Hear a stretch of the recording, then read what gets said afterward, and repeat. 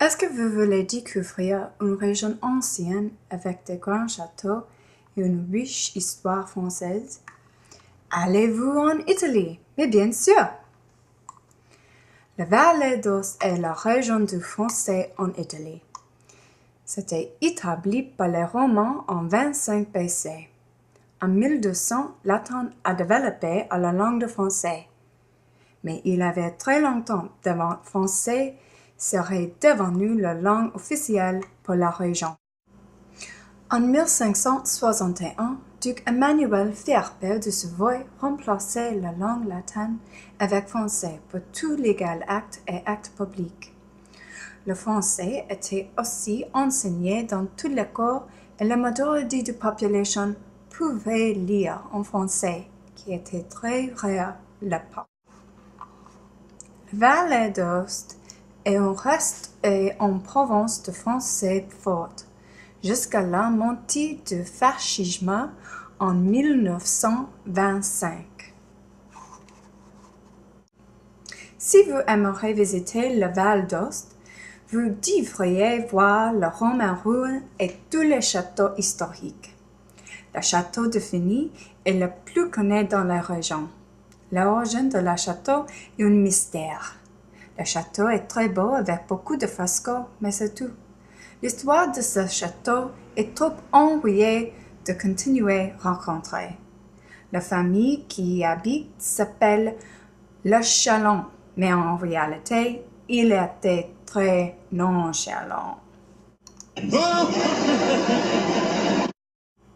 Un autre château qui est plus intéressant, le fort de Bar.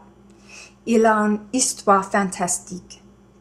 Dans le matin du 14 mai 1800, 40 000 soldats de l'armée de Bonaparte marcheront sur la forteresse, mais ils ne pouvaient pas avancer.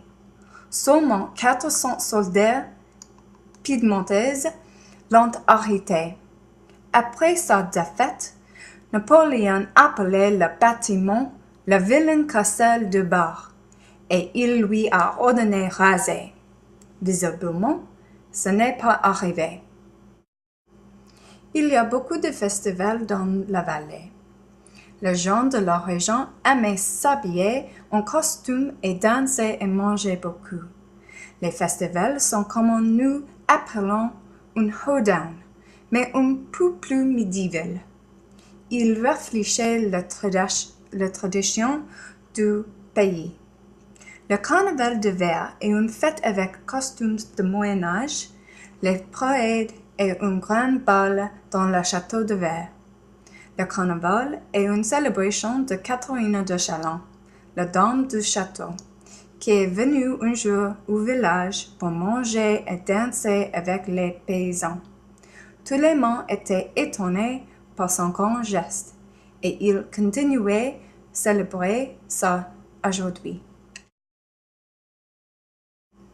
Pas seulement tous les châteaux, les mystères, les némésis de Napoléon, les dames de le château qui aimaient danser avec les paysans, mais aussi le vallée en très bon fer de ski, nombreux vignobles à visiter et beaucoup plus. Découvrez par vous-même.